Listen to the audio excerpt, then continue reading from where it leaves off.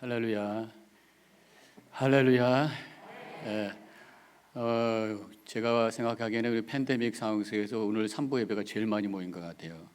1부 예배도 오늘 많이 모이셨는데 아마 오늘 전체 다 해서 한 250 이상 모이신 것 같아요. 그래서 많이 회복되셨고, 아직도 우리가 원래 한 400명에서 450명 모이던 교회니까 한 200명 정도는 여전히 집에서 예배를 드리시는데, 이제 적극적으로 참여해서 정상적으로 움직일 수 있도록 힘써 주시기 바랍니다. 앉아 계신 분들을 위해서 여러분들 좀 인사했으면 좋겠는데, 그 줌을 한번 이쪽으로 카메라를 회중적으로 좀 연결시키면 좋겠습니다.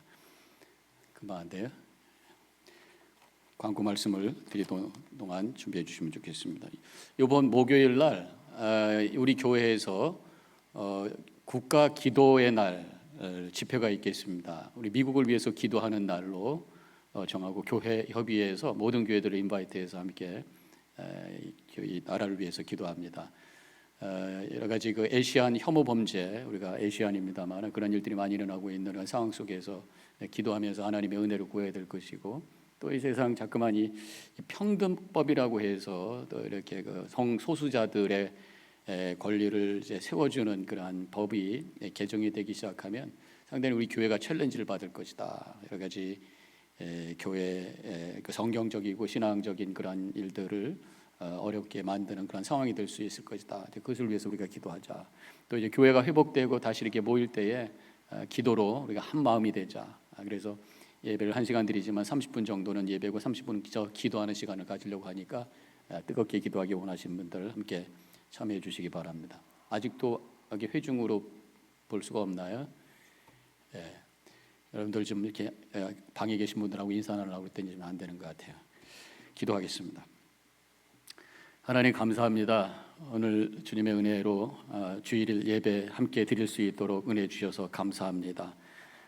이제 함께 예배당에서 우리가 한 공동체로 예배 드릴 수 있도록 용기를 가지고 또 믿음을 가지고 함께 나올 수 있도록 저희들을 주장하여 주시옵소서.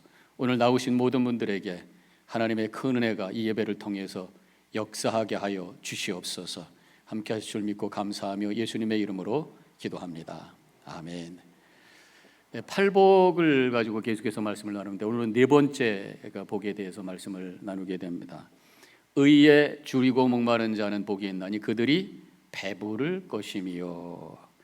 의에 대한 말씀을 나누기 전에 먼저 줄이고 목마른 사람, 배가 고프고 목이 마른 사람이 어떤 사람인가. 저의 세대에만 해더라도 또 저 밑에 젊은 사람들은 이렇게 밥이 없어가지고 이렇게 굶고 그런 분들이 아마 많이는 없었을 것 같아요. 물론 좀 맛있는 거 먹고 싶어서 그랬던 적은 있어도 먹을 것이 없어가지고 굶거나 그런 경우는 제 기억에는 없어요. 그런데 이제 저 위에 우리 아버님 세대, 지금 80세 이상으로 되시는 분들은 6.25를 지냈기 때문에 이 배고픔 문제에 대해서 아마 많이들 실감하셨을 것입니다. 우리 아버님이 어렸을 때 식사할 때 보면 가끔씩 옛날 얘기를 많이 하시고, 우리가 6.25 때 얼마나 고생한 줄 아느냐, 밥을 남기면 안 된다 그러면 야단치시고 막 그랬던 게 기억이 나는데, 아버님이 개성이 원래 고향이셨습니다. 그래 6.25가 나가지고 일사후퇴 때에 할아버지, 그러니까 아버님의 아버님, 저희 친할아버지만 남고 집 본다고 그러시고 다 내려오셨어요. 근데 지금도 계속 계신지 모르시겠습니다. 뭐 살아계시진 않겠습니다만은. 그리고 이제 이산 가족이 되셨는데, 내려오셔가지고 이제 논산 지역에 사시면서 아무것도 안 갖고 내려오셨으니까 얼마나 힘드셨겠어요. 우리 아버님이 살기 위해서, 먹고 살기 위해서 안 해본 게 없다고 그러시더라고요. 그때 16살이었는데 뭐 똥찌개까지 내가 줬다 그렇게 말씀하시던데, 근데 아버님의 배고픔은 먹는 것보다도 이 배움에 대한 그러한 굶주림이 있으셨어요. 3년 동안 학교를 못 간 거예요. 먹고 살아야 되니까. 집도 없어서 고아원에 들어가기도 하고, 친구들은 다 교복 입고 가방 들고 학교를 가는데 본인은 똥찌개 지고 있고 얼마나 힘드셨겠어요. 그래서 하나님께 기도하셨다는 거예요. 하나님, 나에게 공부할 수 있는 기회만 주시면 내가 인생을 들여서 하나님을 위해서 살겠습니다. 그래서 하나님이 길을 열어주시고, 그래서 다시 학교로 들어가셨다가 신학교 가셔서 목사님이 되셨다고 하는 것을 저한테 말씀해 주셨습니다. 저는 배고픔에 대해서 없어서 못 먹은 적은 없고 일부러 안 먹은 적은 있었던 것 같습니다. 금식 기도를 제가 한 5일 정도를 첫 목회를 시작하면서, 단임 목회 시작하면서 해봤던 적이 있어요. 크리스천 아카데미에 가가지고 그 물 2갤론 들고 가가지고 식사는 완전히 하지 않고 물만 마시면서 5일을 지냈는데 한 이틀 동안은 그냥 먹는 것만 아른아른 막 짜장면 왔다 갔다 하고 그 김치찌개 왔다 갔다 하고 그랬는데 이제 이틀쯤 지나니까 괜찮더라고요. 그래서 정말 은혜 많이 받고 이렇게 왔던 적이 있습니다. 오늘 말씀에서는 이런 육신적인 배고픔에 대한 말씀이 아니라 의에 줄이고 목마른 자가 복이 있다 말씀하고 있습니다. 그래서 이 의에 줄이고 목마른 자, 줄이고 목마르다고 하는 게 뭡니까? 머릿속에 가득 차 있는 그 생각이 뭐냐 그런 얘기죠. 우리 인생이 이렇게 성장하면서 한 사람이 성장하면서 그때마다 이 추구하는 것이 좀 달라지잖아요. 아주 갓난쟁이는요 그저 생각하는 게 젖이에요. 엄마 젖. 그래서 제가 아이들 키워봤습니다만은 자지러지게 막 울고 그럴 때 다른 거 없어요. 그냥 젖 물려주면 조용해지고 좋아하고 먹고 나면 해하고. 좀 성장하면서 티네이저가 되고 그랬을 때는 이제 맛있는 거 먹으려고 아이들이 얼마나 성장기에는 저는 생각해 보면은 한 5끼는 먹었던 것 같아요. 먹고 나면은 배고프고 먹고 나면 배고프고 그래서 자꾸만 식사 달라고 그랬던 것 같고 좀 더 성장해서 청년기가 되면은 이제 또 짝을 찾기 위해서 서로 이렇게 이성에 대한 그런 갈급함이 있잖아요. 그래서 안전하 서나 당신 생각 그러다가 이제 짝을 만나서 결혼하게 되고 자녀를 갖게 되고 가정을 만들게 되면은 뭔가 이 가정을 양육해야 되고 성공적인 삶을 살아야 되니까 얼마나들 열심히 일하는지 몰라요. 그래서 30대 40대 성공을 위해서 성공하면서 열심히 살잖아요. 그러다가 이제 중년이 되면은 경제적으로 좀 안정이 되면 그다음에 인정받고 싶은 마음. 그래서 좀 이렇게 야망이 있는 사람들은 권력, 그래서 정치에도 나가고 돈을 벌면 그다음에 정치인이 되려고 하는 게 사람들의 어떤 그 습성이잖아요. 그러다가 이제 노년이 되면은 이제 자손들에 대한 그런 갈망, 자녀들이 결혼 잘해서 또 그 아이들이 또 손자 손녀를 낳고 그걸 위해서 기도하고 이런 어떤 인생의 흐름이 그때마다 그 나이에 따라서 이 갈급함과 기대하는 것과 생각이 달라질 수가 있어요. 그런데 주님께서 오늘 의에 줄이고 목마른 자는 복이 있다 하는 말씀은 그러한 차원을 뛰어넘는 것에 대한 갈급함이 우리에게 있어야 된다는 거예요. 믿는 사람들은 우리 인간이라고 한다면 그러면 우리가 오늘 질문해야 될 것이 그 의에 줄이고 목마른다고 했는데 그 의가 그러면 뭐냐? 의라고 하는 단어 우리 한국말로 풀면은 옳은 것이라고 할 수 있어요. righteousness 영어로 얘기하고 있고 성경에 있는 원어로 들어가면은 디카이오시네라고 하는 단어를 쓰고 있는데 그 말을 좀 또 풀어보면은 하나님의 거룩함, 온전한 의 Divine Holiness라고 할 수가 있어요. 100% 거룩하고 정결하고 확실하게 옳은 것을 의미하는 거죠. 우리 인간의 영혼 속에는 이러한 의에 대한 갈구의 마음이 있다고 하는 것입니다. 인간은 하나님의 형상대로 지음을 받은 존재예요. 물론 죄로 말미암아 그 형상이 많이 망가졌어요. 그럼에도 불구하고 우리 안에 하나님의 형상대로 지음받은 그런 존재의 흔적이 남아있기 때문에 이것을 회복하고 싶은 마음이 있습니다. 그래서 어느 순간에 보면은 더 의롭고 거룩하고 착하고 바르게 살고 싶은 그런 마음이 생길 수가 있어요. 그런데 워낙 세속적인 것에 쫓아다니고 먹고 사는 것에 쫓아다니고 세상적인 즐거움에 쫓아다니다 보니까 이러한 어떤 내면 깊은 곳에서 의와 거룩에 대한 갈망이 무뎌져 버린 거예요. 있긴 있는데 다른 게 너무 강해서 그것이 별로 드러나지 않아요. 무뎌져 버렸어요. 그렇지만 어떤 순간에 그러한 것에 대한 갈망이 다시 느껴질 때가 와요.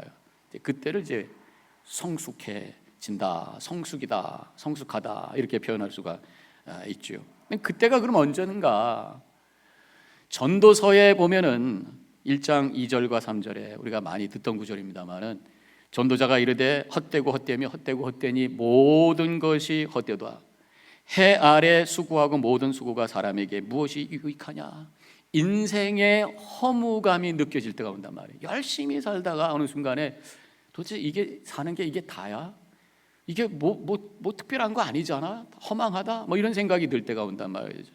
그때 생각이 바뀌어지면서 의와 거룩에 대한 갈망이 생기기 시작하는 거예요. 그때를 우리가 이제 리플렉션 한다고 그러죠. 되돌아본다, 반성한다, 성찰한다 그렇게 표현하는데 전도서에도 이렇게 표현이 되어 있어요. 2장 11절에 그 후에 내가 생각해 본즉 내 손으로 한 모든 일과 내가 수고한 모든 것이 다 헛되어 바람을 잡는 것이며 해 아래서 무익한 것이로다. 그래서 내가 생각해 본 적, 이 생각을 해봐야 되는 거예요. 그래서 지금까지 내가 추구하던 모든 것들이 별게 아니구나라고 하는 것이 느껴지는 그 순간이 올 때에 의에 대한, 거룩에 대한 갈망함이 생긴다고 하는 것입니다. 근데 그럴 때가 언제냐? 연세가 많이 드셔서 어떤 인생의 경륜이 생길 때가 될 수도 있고요. 또 보면 어떤 때는 어려움이 올 때에, 육신의 질병이 올 때에, 또 사업의 어려움이 올 때에, 인간의 어떤 한계에 부딪힐 때에 지금까지 내가 추구하고 살았던 그 모든 것들이 별게 아니라고 하는 것이 느껴지기 시작하면서 성찰하게 되고, 내가 사는 것이 무엇일까? 이게 뭔가? 이게 다인가? 라고 하면서 질문하기 시작을 하는 것입니다. 또한 어떤 사람은요, 하고 싶은 대로, 그래서 세상의 즐거움과 쾌락을 신나게 쫓아다니다가 어느 순간에 아유 허망해, 즐거웠다고 생각했는데 보니까 남는 게 없어, 이게 다가 아니라는 생각이 드는 거예요. 인간은 영적인 존재입니다. 그래서 영적으로 무너질 때에 뭔가 허탈해지게 되어 있어요. 허망하게 되어 있어요. 그러면서 뭔가를 추구하는 그런 마음을 갖게 되어 있습니다. 복음서에 보면은 예수님께서 탕자의 비유를 말씀하셨잖아요. 그때 이제 둘째 아들 얘기가 초점이 되는데 아버지에게 유산을 달라고 합니다. 그 당시의 문화로는 살아계신 아버지에게 유산을 달라고 하는 것은 배은망덕한 거예요. 돌아가신 다음에 받는 거지 달라고 하는 게 아니라는 거죠. 그런데 어떤 세상적인 것을 추구하면서 뭔가 세상의 즐거움을 누리기 위해서 돈이 필요하니까 아버지에게 달라고 해서 그걸 가지고 나가서 신나게 하고 싶은 대로, 먹고 싶은 대로, 즐기고 싶은 대로 하다가 나중에는 돈이 다 떨어져서 비참해지고 초라해지고 돼지가 먹는 주원 열매를 먹는 그런 상황이 되었을 때에 꽝 하고 자신을 보게 되죠. 리플렉하게 되고 성찰하게 되고, 내 가치가, 내 인생의 가치가 도대체 뭔가, 나의 본래 가치가 뭔가, 내 본래 자리가 뭔가, 이런 질문을 하게 되죠. 그 세상에서 즐겁게 노는 이것이 내 자리가 아니구나, 내 자리는 바로 아버지의 집이구나. 그래서 아버지 하면서 돌아가는 것이 그 탕자의 비유잖아요. 그래서 그 이야기를 통해서 우리에게 주는 메시지가 분명히 있습니다. 세상의 것, 물질과 쾌락을 쫓아지 않아도 결국 그것이 나의 자리가 아니, 내 자리는 나에게 진정한 안식과 평안을 주고 우리의 존재를 충만케 하는 그 자리는 바로 아버지의 집, 하나님의 품인 줄로 믿습니다. 하나님께로 돌아갈 때에 거기서 진정한 평강이 임하게 되는 것이, 그것을 처절하게 깨달았던 사람이 한 사람이 있는데 그 사람이 바로 성 어거스틴, 제가 가끔 말씀을 드리는 위대한 우리의 신앙의 선주잖아요. 또 한번 말씀을 드리면 그분은 AD 354년에 출생을 하셨어요. 아주 옛날에 출생하신 분이죠. 근데 그분이 믿음이 좋으셨습니다. 어머니 모니카가 신앙이 좋으신 분이었기 때문에 아들을 믿음 안에 잘 양육을 했어요. 근데 똑똑했어요.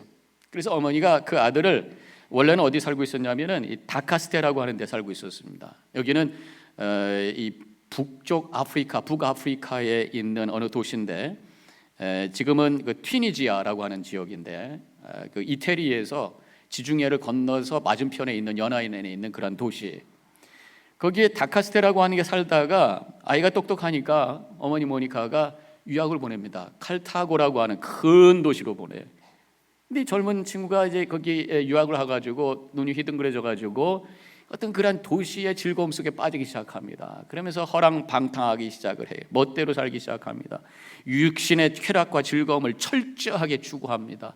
도둑질을 합니다. 근데 도둑질이 돈이 없어서 필요해서가 아니라 도둑질 자체가 쾌감이 있어서 했다고 본인이 고백을 하고 있어요.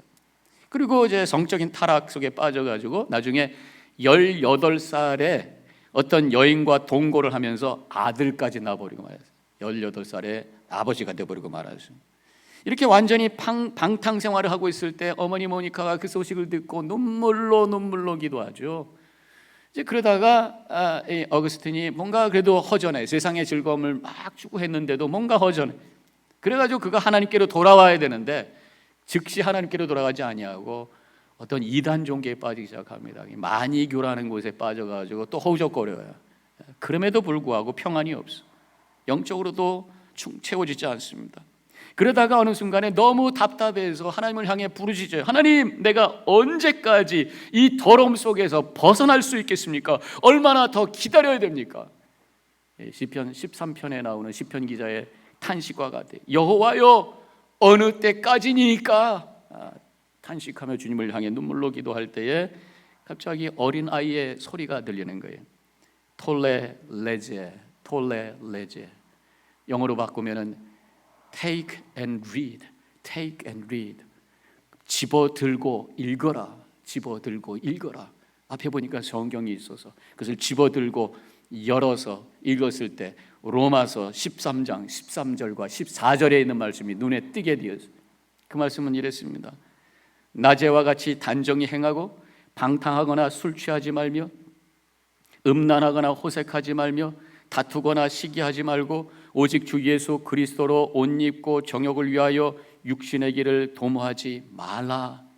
네가 하던 일을 내려놓고 이제 예수 그리스도로 옷 입고 의와 거룩을 향해 살아가라 라는 주님의 음성이 들립니다. 그러면서 꽝하니 그 말씀이 가슴에 와닿으면서 무릎을 꿇고 주님 앞에 회개하고 통회하면서 의와 거룩을 향해 움직여 나가므로 그가 기독교 역사에 큰 영향력을 끼치는 그런 위대한 그런 인물이 되었던 것을 우리는 알고 있어요.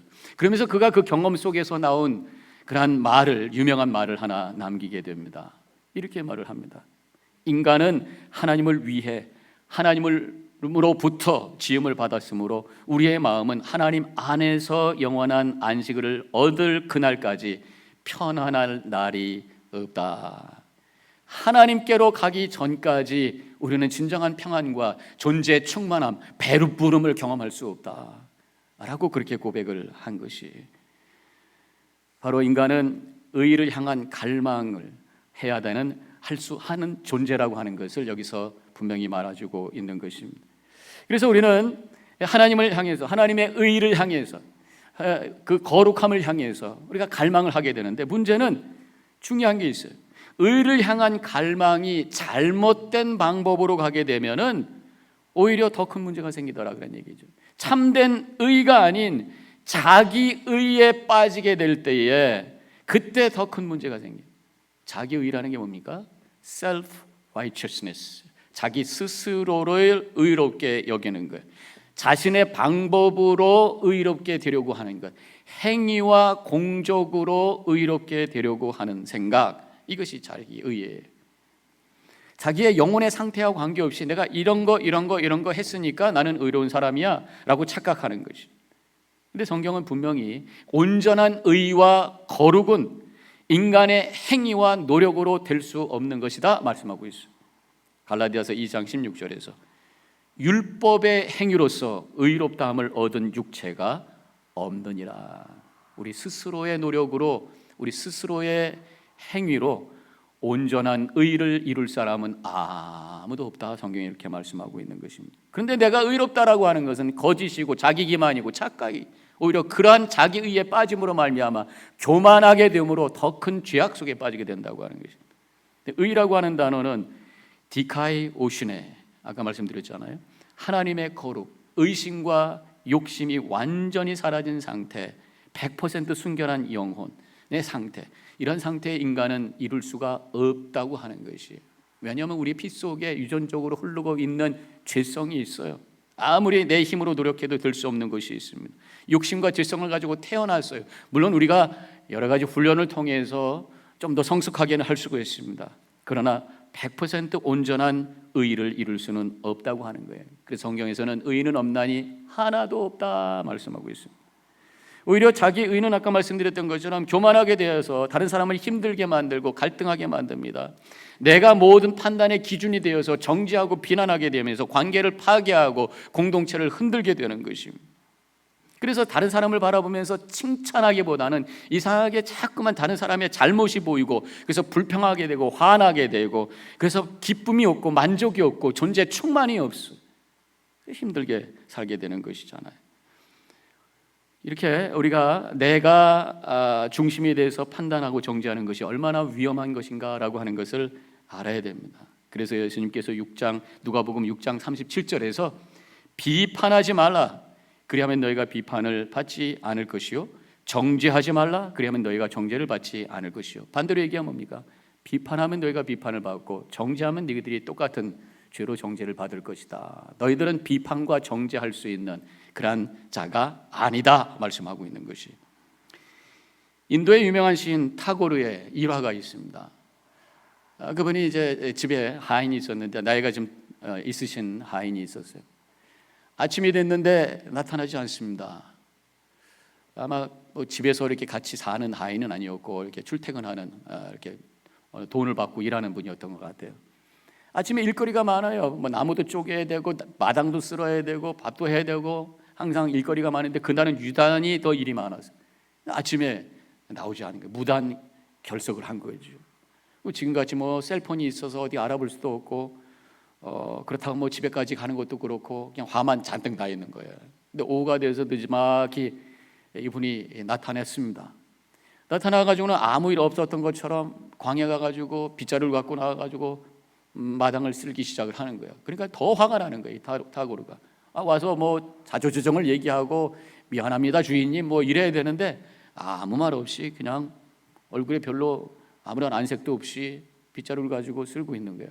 그래가지고 막 화가 나가지고 이게 뭐 당신 집인 줄 아시오? 마음대로 왔다 갔다 하고 시간도 안 지키고 돈 받고 이게 뭐 하는 거예요? 당장 그만둬야 되겠어? 막 소리를 지르니까 그러면 죄송합니다. 이게 이제 해결이 되는데 아무 대꾸를 안 하고 계속해서 마당만 쓸고 있는 거예요. 화가 나가지고 가서 빗자리를 뺏어가지고 내동댕 책임서 당장 나가시오! 그런 소리를 지르면서 막 야단을 칩니다. 그때 이 노인네가 눈물을 뚝뚝뚝뚝 흘리면서 말을 하는 거예요. 사실 어저께 내 딸이 갑자기 세상을 떠나서 장례식을 제대로 치를 수 있는 여건도 안 되고 그래서 오늘 아침에 산에다 묻어두고 그러고 나오느라고 이게 시간이 늦었습니다. 너무 마음이 힘들어서 말씀도 못 드려서 그랬습니다. 그러면서 그 깡마른 오른손으로 깡마른 손으로 흐느끼는 그 늙은 하인의 모습을 보면서 뒤통수를 한 대 의져맞은 느낌이었다. 그렇게 고백을 합니다.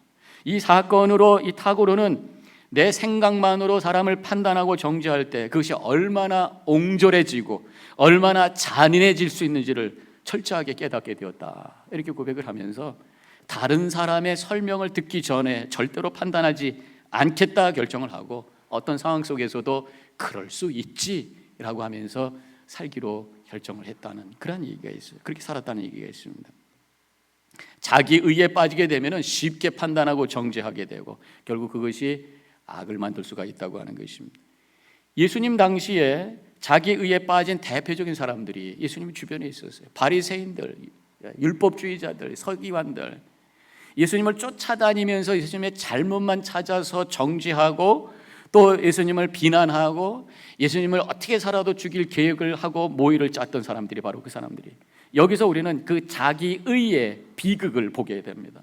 자기의라고 하는 것은 바로 하나님까지도 정죄하고 하나님의 보내심을 받은 하나님의 아들까지도 죽게 할 수 있는 그런 무서운 죄가 될 수 있다고 하는 것을 그들을 통해서 우리는 볼 수가 있는 것입니다.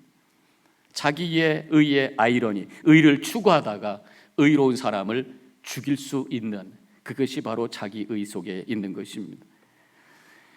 예수님의 탕자 비유를 다시 보면은 집에 있었던 첫째 아들에 다시 초점을 맞춰보겠어요. 바로 그 첫째 아들이 의에 빠진 사람의 모형이라고 할 수가 있습니다. 아주 착한 사람이에요. 아주 열심히 책임감 강한 사람입니다. 어디 나가지도 않았어요. 아버지 곁에서 아버지가 하는 일, 농사일 도와주면서 열심히 수고했던 사람입니다. 그런데 나가서 허령방탕하던 동생이 들어왔을 때 기뻐하면서 환영한 것이 아니라 기분이 상했어요. 화가 났었습니다. 또 그 동생을 기뻐하고 맞이해주고 축하하기 위해서 잔치를 벌이고 있는 아버지에 대해서 화가 나 있었어요. 누가복음 16장 28절에서 그 아버지가 같이 그 잔치에 들어가자 했을 때 이렇게 쓰여져 있습니다. 그가 노하여 들어가고자 하지 아니하거늘. 화가 나 있어요. 아버지에게 화를 내고 있어요. 이 지금 아버지가 누구를 의미하는 것입니까? 이 비유에서 하나님이잖아요. 자기 의에 빠져 있는 사람은 사람에게 불평하는 것을 뛰어넘어서 하나님을 향해서도 불평하게 되고 하나님의 은혜에 대해서 화를 낼 수가 있어요. 하나님의 은혜를 경험하지 못하는 사람이에요. 그 속에는 감사와 기쁨과 감격이 없어요. 인색한 삶을 살게 돼요. 축제와 기쁨의 삶을 살지를 못해요. 배부름의 경험을 할 수가 없어요. 의에 줄이고 목마른 사람은 자는 복이 있나니 그들이 배부를 것이라 말씀해 주셨습니다. 참된 의를 추구하는 사람은 영적인 만족과 평안한 복이 임할 것이라고 말씀하고 있어요. 이 자기 의에 빠진 사람은 이 존재 배부름과 존재 충만함을 가질 수가 없다고 하는 것을 보게 돼요. 만약에 우리가 살면서 내가 자꾸만 의롭게 바르게 살려고 하는데 마음에 분노가 더 생기고 자꾸 사람들과 부딪히고 갈등하게 되고 문제가 만들어진다면 내 안에 자기 의가 있는 것은 아닌가 한번 진단해 볼 필요가 있습니다. 자, 그러면 참된 의가 뭐냐? 의라고 하는 것을 질문하면서 자기 의가 아니다 말씀을 제가 드렸어요. 그러면 참된 의는 뭐냐? 로마서에서 거기서 대답을 찾을 수가 있습니다. 로마서 여러 군데서 나오고 있는데 로마서 10장 3절에 이런 말씀이 나와요. 하나님의 의를 모르고 자기 의를 세우려고 힘써 하나님의 의에 복종하지 아니하였느니라. 여기서 자기 의가 나오죠. 자기 의의 대조가 되는 다른 표현이 나오는데 그것이 바로 하나님의 의라는 표현입니다. 하나님의 의. 자기 의를 세우려고 했을 때 하나님의 의를 알지도 못하고 하나님의 의를 받지도 못하게 될 것이다. 그런 말씀이. 이 하나님의 의라고 하는 것은 이중적인 의미가 있습니다. 하나님의 성품으로서의 의, 완벽한 옳음을 가지신 하나님의 의를 얘기할 수 있고, 또 한 가지는 하나님께서 우리에게 의롭다고 인정해 주시는 그 은혜가 바로 하나님의 의예요. 우리 스스로가 도저히 의로운 존재가 될 수가 없어요. 그런데 하나님께서 의롭다고 주시는 그 선물이 있어요. 우리가 능력이 없어서 내가 갖고 싶은 게 있는데 가질 수가 없어요. 그런데 주면 그 선물이잖아요. 의로운 존재가 우리는 아무리 내가 노력해도 될 수가 없어요. 그런데 예수님께서 십자가에 달려 돌아가심으로 우리의 죄값을 다 치러주시고 믿음을 가지고 나가는 그를 향해서 하나님께서 의롭다고 인정해 주시는 그 의, 그것이 바로 하나님의 의라고 하는 것입니다. 로마서 1장 17절에 그래서 이렇게 말씀합니다. 복음에는 하나님의 의가 나타나서 믿음으로 믿음에 이르게 하나니 기록된 바 오직 의인은 믿음으로 말미암아 살리라 함과 같으니라. 복음에는 하나님의 의가 나타났다. 이 복음 속에는 하나님의 의가 있다고 하는 것이, 믿는 사람에게 주어지는 하나님의 의에 대한 약속이 바로 더 굿뉴스, 좋은 소식이라고 하는 것입니다.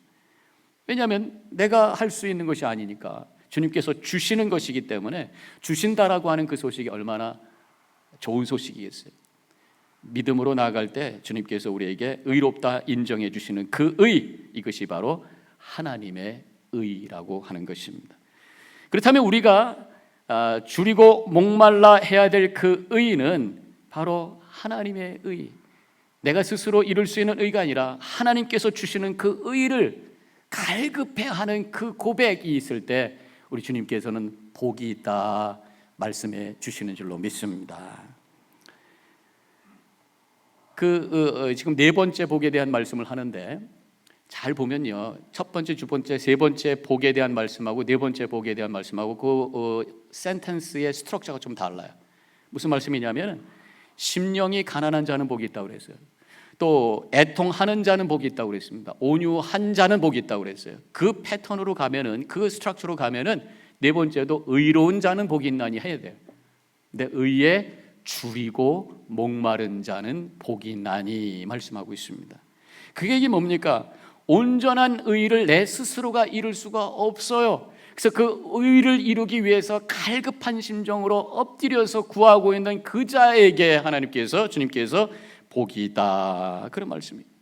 내 의의 한계를 알고 나의 도덕적 한계를 하고 하나님 앞에서 내가 죄인인 것을 고백하면서 주님의 은혜 없이는 내가 살 수 없습니다. 주님의 은혜 없이는 내가 의로운 자가 될 수 없고 하나님 앞에 갈 수가 없습니다. 고백하면 납작 엎드려 주님의 은혜를 구하고 있는 그에게 복이 있다 말씀하시는 것이 의에 줄이고 목마른 자에게 주시는 복에 대한 말씀인 것입니다.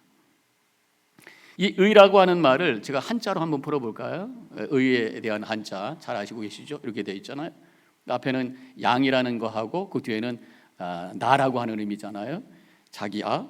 그래서 이 두 개가 아래 위로 된 거예요. 그러니까 양 아래에 나를 낮추는 게 의다.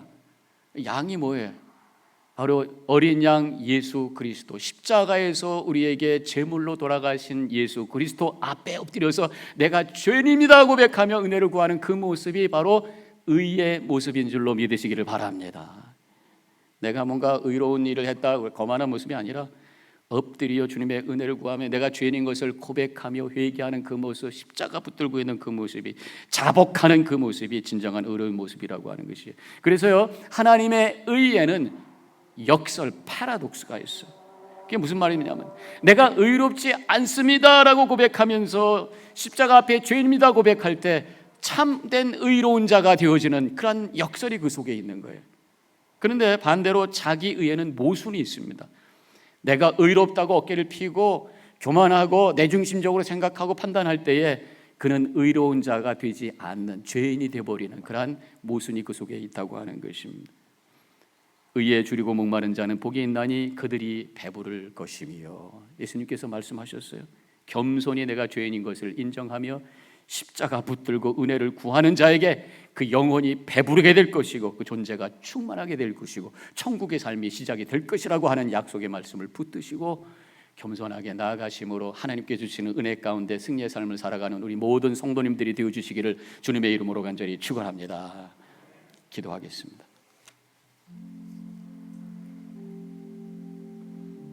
의에 줄이고 목마른 자는 복이 있나니 그들이 배부를 것이며, 주님의 은혜 아니고서는 내가 의로운 전자가 될 수가 없습니다. 십자가 앞에 무릎 꿇고 엎드려 은혜를 구하는 그 모습이 의에 줄이고 목마른 자의 모습인 것입니다. 오늘 우리 자신을 십자가 앞에 내려놓고 주님의 은혜와 의를 구하는 이 시간이 되시기를 바랍니다. 잠깐 묵상 기도하겠습니다.